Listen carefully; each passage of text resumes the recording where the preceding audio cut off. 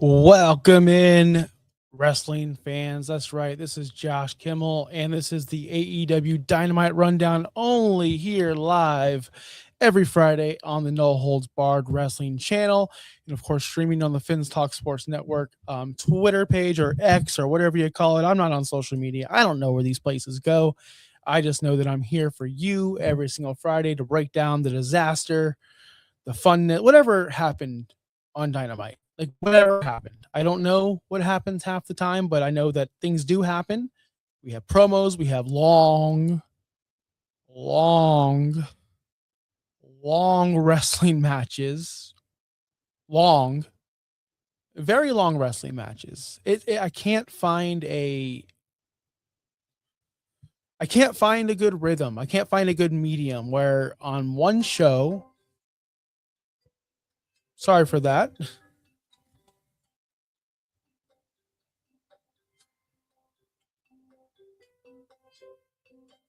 I don't know what's going on over there, but it is what it is. That won't happen again. Very long wrestling matches. On one show, matches are 3 minutes with commercial breaks. And one show is Jobber versus Star that are 30 minutes long. I just can't find the happy medium with AEW in their matches and WWE in their matches. So it is what it is. Dynamite was weird this week, man. I'm going to say it. I'm just going to say it out loud. It was a weird week. They were in a arena, barn, small venue in Texas. Looked good. The crowd looked good. Listen, I'd prefer to watch them in very, very small, intimate arenas or venues rather than when they were doing the not stadiums, but arenas and filling up 1,000 people. When I stopped watching AEW, it was the arenas and 1,000 people, and it was very embarrassing. And now they're in smaller places, and the places look packed, but the crowds are still dead. Like little, your top star, Will Ospreay, shouldn't be able to acknowledge one fan saying congratulations on the wedding. But it happened, and it is what it is. That's the state of AEW these days. So we'll kick it off at the top, man. Opening backstage was MJF with the 15 members of the Don Callis family basically saying, which people am I going to get? Who am I going to get? Lexi Nair was interviewing him, and MJF was pretty much saying, I'm surrounded by the top talent here at AEW and all this stuff, and picking picking people from this stable. He picks Kevin Knight. He picks Kyle Fletcher. And I believe he was gifted another person before we'll get to the rest of it. But before we get to Kevin Knight, Kyle Fletcher, we also have Andrade, but he was the last person announced. For some reason, Trent thought he was going to be it. And we also have someone named Jake Doyle, who's also in the family, who I've never heard of in my life, but I'm excited to see who he is, to be honest with you. So it's going to be Kevin Knight, Kyle Fletcher, Jake Doyle, Okada, and then Andrade was the last person picked. Andrade didn't want to be there. Andrade was very unhappy with this pairing. He didn't volunteer for it. He confronted Don Callis right after the fact, and he's like, I don't want to do it. Don Callis is like, too bad. Suck it up. You're going to go ahead and do this. So that's how that segment ended. Again, it's a 6-on-6 steel cage match. No heavyweight championship will be involved, but there will be a title opportunity involved as Mark Briscoe tries to win and, of course, secure his World Heavyweight Championship match against MJF. So this segment was just a setup for the main event. Tony Khan decided to give us the main event, just no steel cage here on Dynamite. Sure, I don't know if I'm going to buy the pay-per-view because I already saw the main event. I mean, just pro tip out there, Tony, if you care about making money or whatever, stop giving away your main events for free. But I'm not arguing. Hell, more wrestling on TV, the better, right? Because I don't want to buy AEW pay-per-views, to be honest with you. We had our first match of the night. I'm glad this wasn't a 30-minute banger, although it could have been. Remember Tony Nese? Do you guys remember this guy? I think he was in WWE for a while as a job guy, but he has a really good body, looks great. but he's just not over. Nobody cares about him. He's not even a mid-carder. He's a legit job guy. I'm sure he's in ROH doing something. I'm sure he's an ROH champion somehow. I'm sure he's the ROH Neverweight Open Challenge Intercontinental Death Rider champion. I'm sure he's something, but he's nothing here on Dynamite. This was a quick match. Kenny Omega beats him in about 3 minutes. 1, 2, 3. End of story. But the big story, this was a setup for Zack Sabre Jr. and two dudes I've never heard of in my life. And Kenny Omega makes fun of him for that. They're called TMDK. They come out to confront Kenny Omega because, of course, we need Zack Sabre Jr. once a year at Forbidden Door, even though nobody in America cares about this person. He looks like a dweeb. I'm sure he's a great technical wrestler. I'm sure he is. I've seen him wrestle many times on Forbidden Door only. So I guess not many times. And he came out and Kenny Omega just cowered. Yes, this is live. Christian Leap, this is live. It's live every single Friday at noon. Because guess what? On Wednesday nights, I'm not watching Dynamite because I don't want to sit through commercials. So I watch it Thursday and I come to y'all Friday. But I'll be honest with you. This is my second show on Dynamite. If you're new to the show, Christian, I'm a former AEW OG. I kind of gave up on the product because it wasn't good. I wasn't enjoying myself. Just like I gave up on WWE when they were bad. Listen, I'm not going to sit there and watch bad products. I will admit when something's good or bad. Right now, WWE's almost unwatchable. Like, I'm not picking one side or the other. So this is my new... I'm trying to force myself to watch Dynamite again because the honest truth, I covered this on the first episode last week. The reason why I'm podcasting or doing a show or even watching wrestling as much as I am is because of AEW. I fell back in love with wrestling because of AEW, and I watched them since day one. I was there. I took a very long break. I've seen clips. I've seen things here or there. A lot of things I don't like. A lot of things I do like. So I'm just watching Dynamite every week now and doing the show because I want to start liking it again. But I have to understand it's not WWE. It's not what the regular wrestling fans are used to. And I'm trying to adjust myself because I do like things that are happening on the show. But I will call it out if it's bad. I didn't think this segment was bad with TMDK and Kenny Omega. I don't like the concept of Forbidden Door. I never liked the concept of Forbidden Door because basically you're taking your already small audience, which it's a fact. They have a very small audience compared to WWE. You're taking that very small audience and then you're making it even smaller. Even smaller because I'll be honest, I don't know who TMDK is. I don't know what it stands for. And Kenny Omega said that. He made fun of them. That's okay. But you're really just making fun of your pay-per-view and your concept of the pay-per-view. I'm sure it's going to be a great match. Kenny Omega is one of my favorite wrestlers I've ever seen wrestle.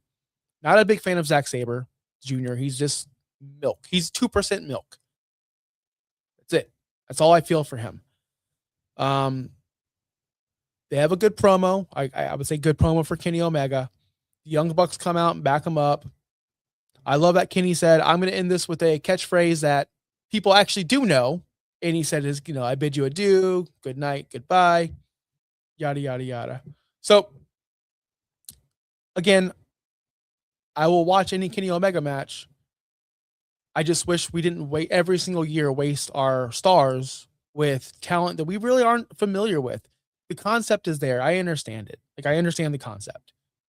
But at the end of the day, this fan base, us, me, the casual viewer who wants to get back into it, I watch this and I go, who is this guy? Where have I seen him before?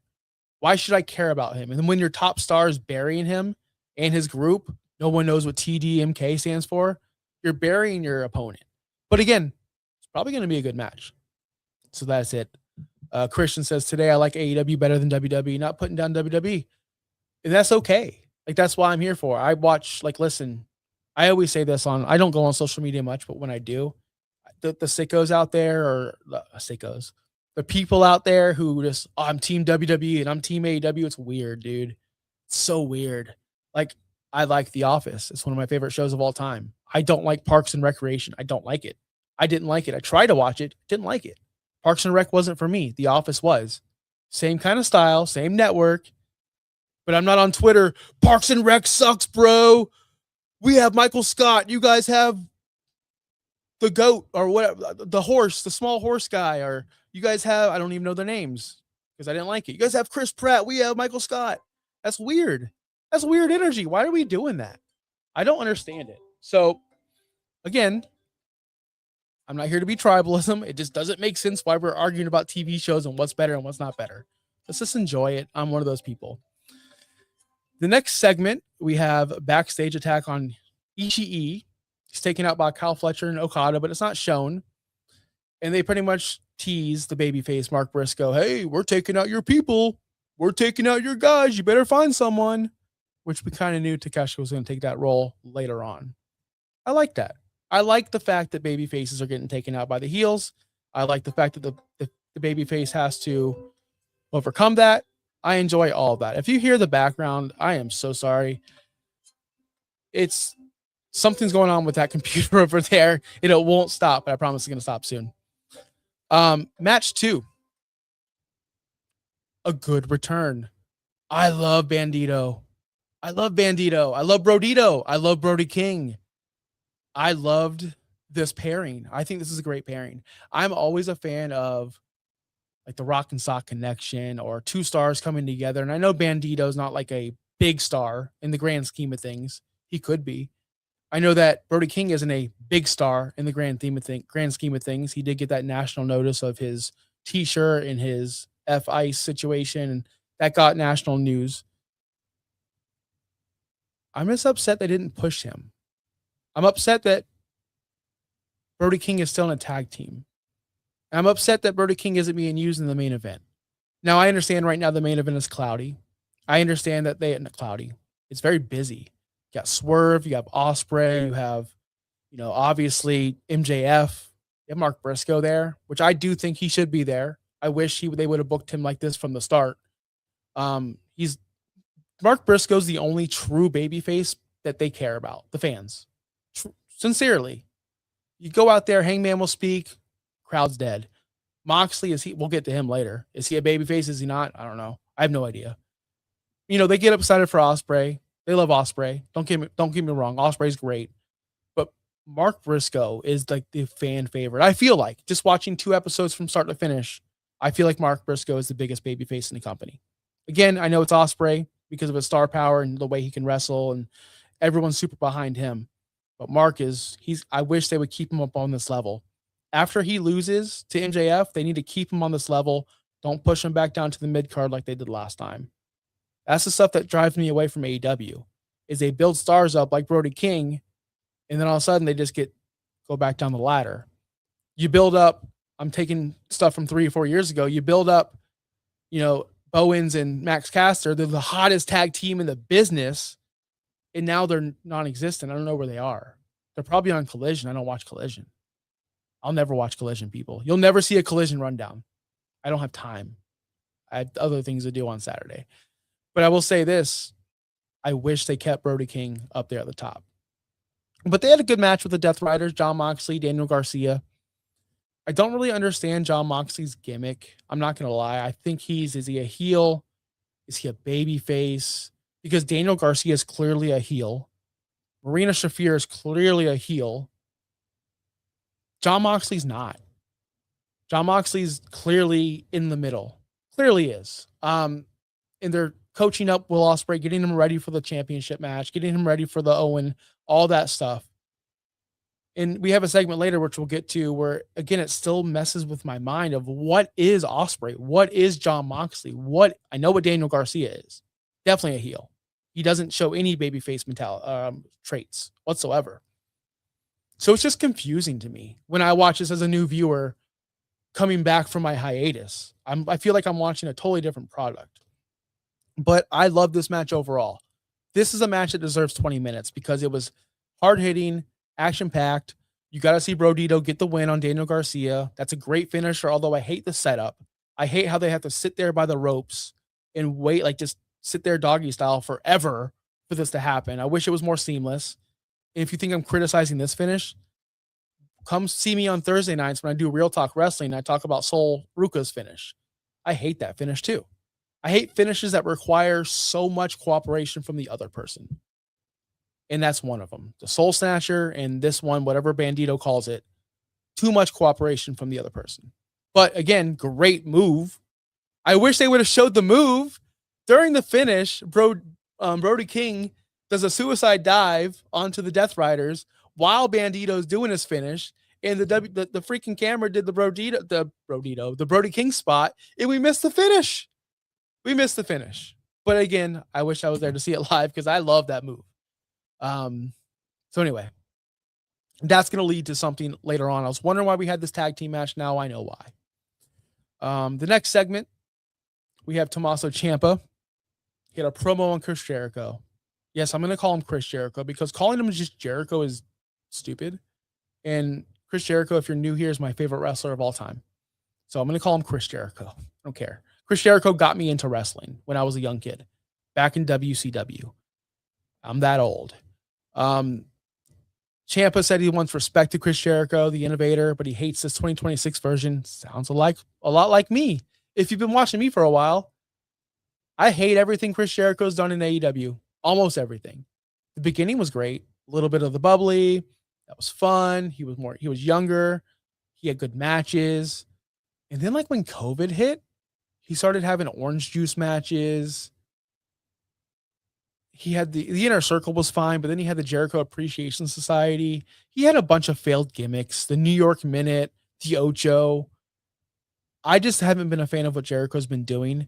And I was like probably the only creator or person saying, no, Royal Rumble 2026, we don't want Jericho here. Please don't show up. I don't want to see Jericho on television anymore. He didn't show up, thankfully. And he's back in AEW. And he's having a program with Tommaso Ciampa. If it stays serious and we don't get the comedy bullshit that Jericho offers because it's not funny anymore, this is going to be a good match. It's going to be a good program. I hope we get a program because programs don't exist in AEW. There's no long feuds. It's just a lot of matches. And if we can get a Ciampa match, feud, program, everything, all the above, I'm all in, man. I wish WWE had used Ciampa the way he's being used now. Ciampa has never, his NXT run was way better than this, of course. But I believe this could probably surpass it if they push him. God, Ciampa's probably the most serious, legit wrestler they have on the roster as far as taking him serious. The look, the promo, everything that he learned in that other company that he was in, he took over to AEW, and he steals the scene every time he's there. We need to elevate this guy. He won the title on match 2 there in AEW, lost it the very next match, and he was on Collision. Same thing they do with everyone else. Treat him like a star because he is a star. I'm glad that Jericho's doing a program with him because I hope Jericho can get this out of Ciampa. And I hope Tony can book him correctly because Ciampa's a freaking stud. Love it. Love it. Love this promo. Because everything Ciampa said is exactly how I feel about Jericho. I loved him. Loved him. I was a Jerichoholic. Loved everything he did at WWE. First ever undisputed champion. Beat The Rock and Stone Cold the same night. Feuded with China, even though that sucked. Did a lot of stuff. Then we went to AEW and he became this. Whatever this is. Whatever this Jericho is. That's what we got. From one old dude feud to another old dude feud, we have the Dogs and Copeland and Christian Cage. I'm sorry. I'm calling him Edge. I can't do Copeland. I can't do Adam. I can't do Cope. It's going to be Edge. So if you're watching this, it's Edge and Christian. I don't hate this. I think this was good. I thought this was very good. I thought this was great, actually. The Dogs are messing with people backstage, and then Edge shows up, Christian shows up, and beat the holy hell out of these guys. And pretty much cut a promo on them as they run away. And Christian does this thing where, do you think I'm going to make fun of your dad? They're obviously not because they respect their dad. That's why they're not. But he did disrespect the mother or whatever. Hilarious. Edge gets on the mic and cuts his promo. He does fine. But as I was watching this, again, I'm a new viewer to Dynamite. So I've seen here and there, but never from start to finish anymore. Just lost interest. It's so sad to see Edge cut a promo when he's a legit Hall of Fame talent and there's no reaction. There's 5,000, 1,200 people there. I don't know how much people were there, but just by the looks of it. And he's cutting a promo and it's almost like no one cares. And I don't know if that's an Edge thing or if it's an AEW thing, But I'm kind of leaning towards AEW because other people don't get reactions either. And I don't know if because I said this last week. When I go to a sporting event, I go to the Lightning games. I'm a season ticket holder. I'm not one of the fans, let's go Lightning. I'm not that guy. I'm not the guy when they score, yeah, I'll stand up, but I'm not yelling at the players, hey, shoot the puck. Like, I'm not that kind of fan. I kind of sit on my hands and watch the hockey game because that's what I'm there for. So I wonder, and haven't heard really people talk about this. The sickos in AEW, they're more hardcore wrestling fans. They want to see wrestling. Like, that's a fact. That's okay. Are they just there to see wrestling matches and they don't really care about story? I'm just trying to understand it from a fan perspective. They're always dead. They don't pop for anything. Jericho and Ciampa had a massive pull apart brawl with security, and it was crickets. Crickets last week. This week, crickets again with almost everything. So maybe they're like me. Maybe they just sit on their hands and don't cheer, don't chant. Or maybe I'm just so used to WWE where it became a circus where everyone has a theme song they would want to sing. Everyone has a catchphrase. Everyone's over. The fans just spend hundreds of dollars to be part of the show. Whereas maybe AEW fans, they show up just to see great wrestling matches because that's where they're the most vocal. When high spots happen in wrestling matches, that's when they're vocal. When promos happen or angles happen, crickets. Like crickets. Crickets, man. Speaking of that, the Thekla promo. Thekla. I don't know who this person is. I don't know who she is. I'm just going to start with that.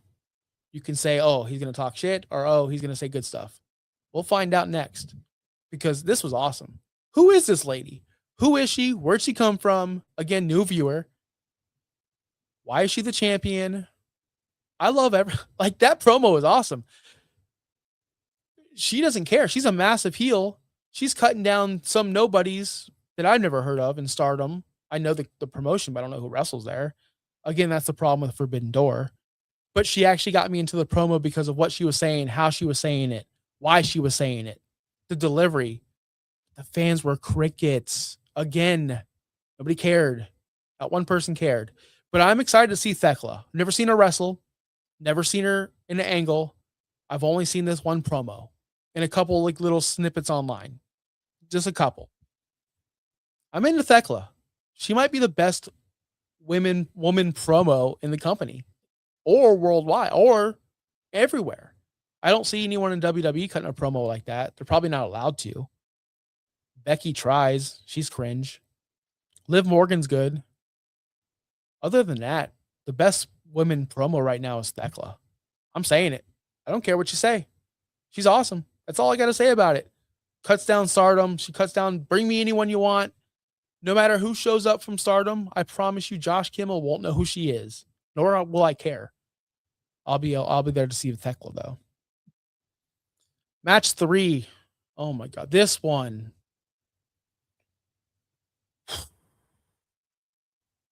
I'm sorry.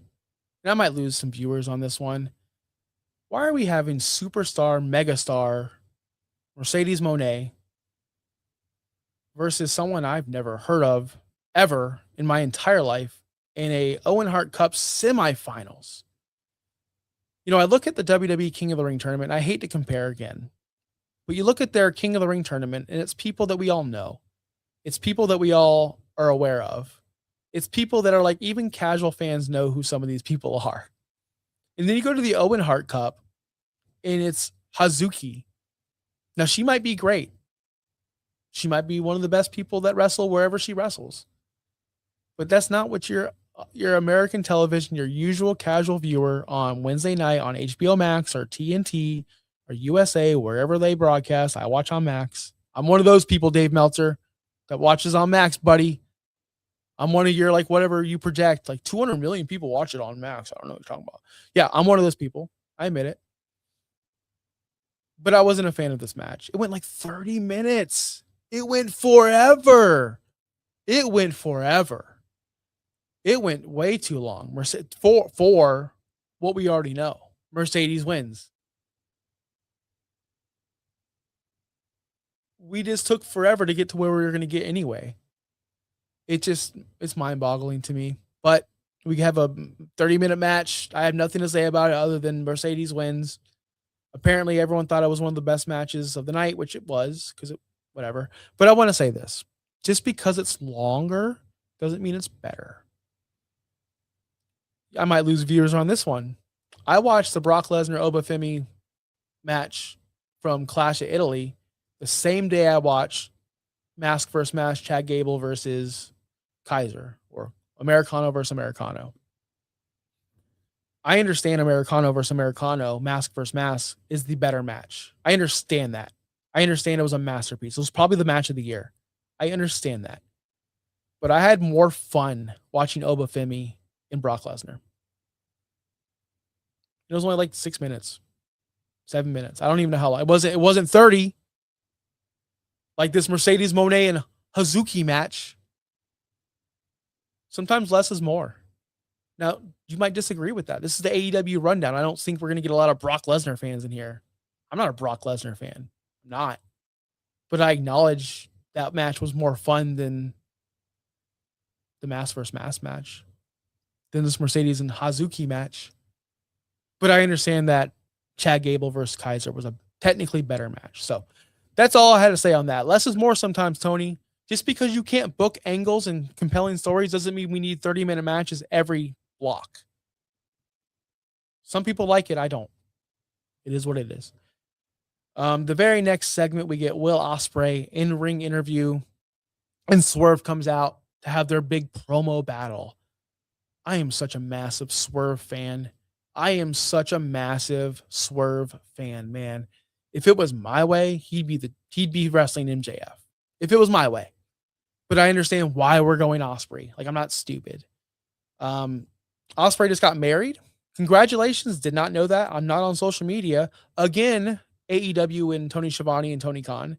Stop referencing things that we should know that we don't know. It makes us confused. I had to go, oh, did he get married? How am I supposed to know that? Second thing. The hell was that, Ospreay? Is that a heel promo? I banged my wife? Like, are you Ric Flair now? It is funny. It was funny. I understood. It was a good pop. Anyway, Swerve comes out. And again, I'm confused as a viewer. Who am I supposed to be rooting for? Am I supposed to be rooting for Ospreay? Am I supposed to be rooting for Swerve? Swerve's clearly the heel. Ospreay's the heel.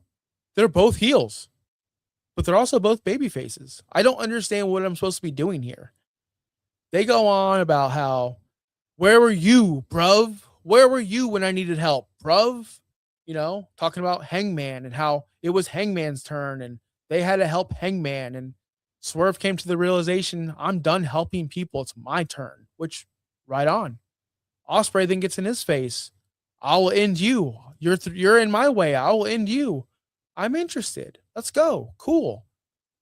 And then it's all about who changed. Swerve, you changed. You changed. Bruvs, you both changed.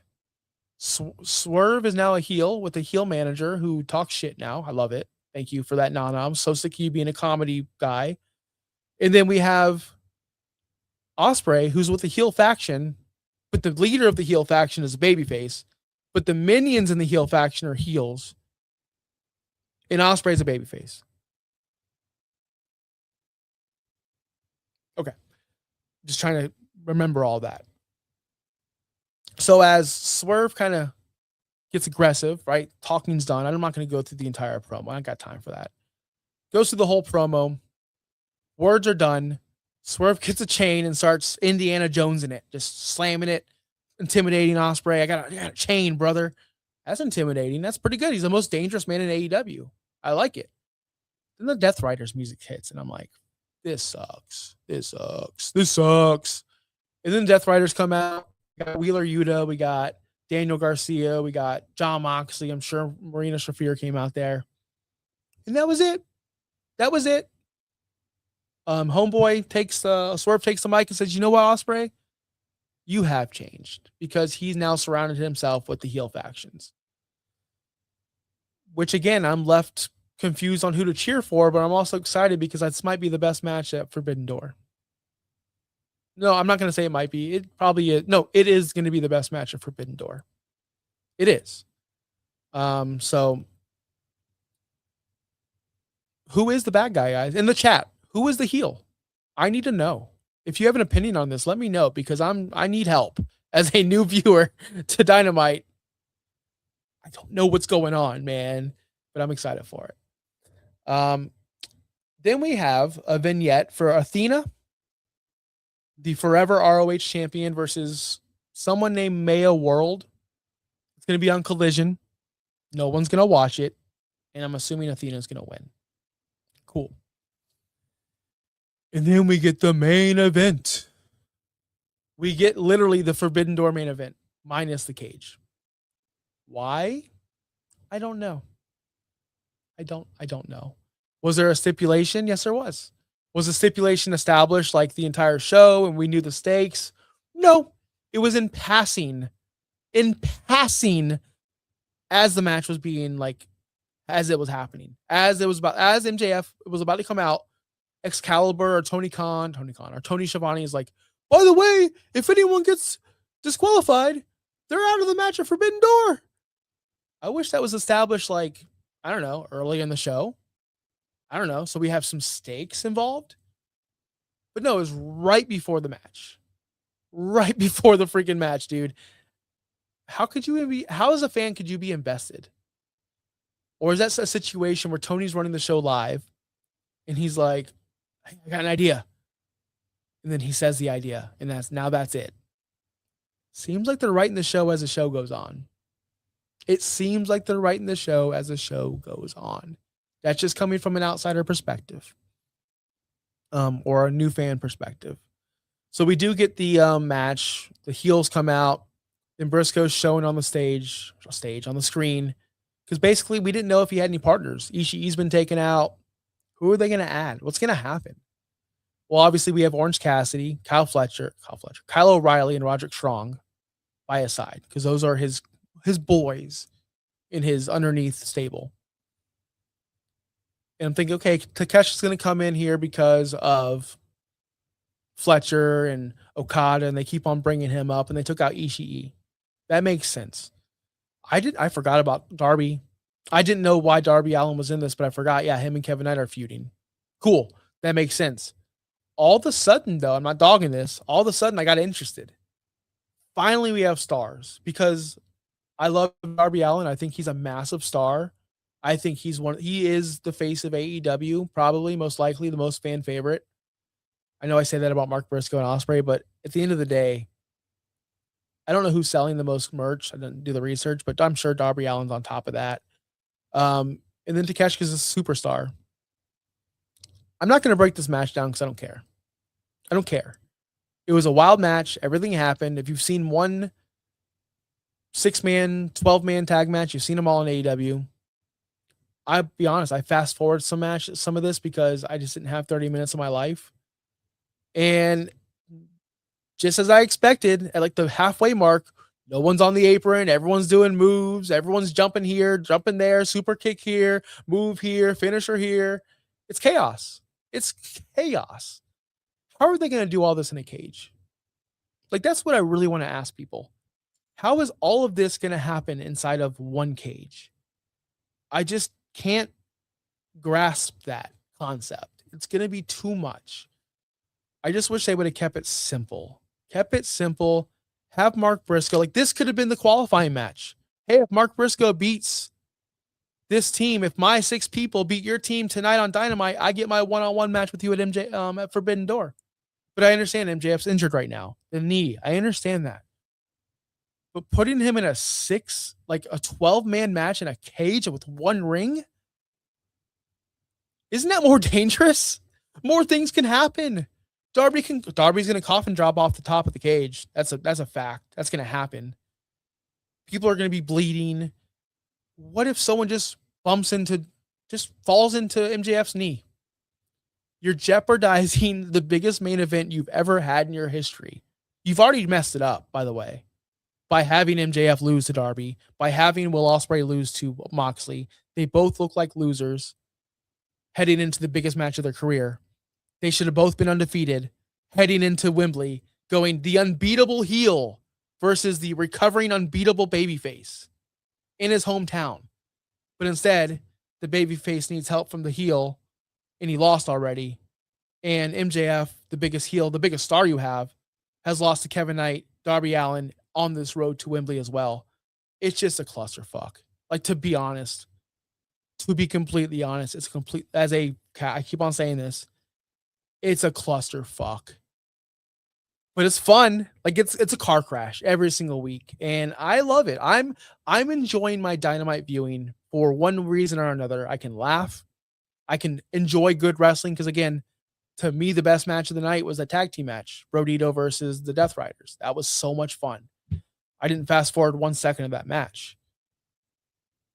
I'm having fun here. I'm glad that I'm here to break these things down every single week here on the No Holds Barred Wrestling channel, only on No Holds Barred Wrestling channel. This isn't streamed on Finn's Talk Sports Network like our other shows are.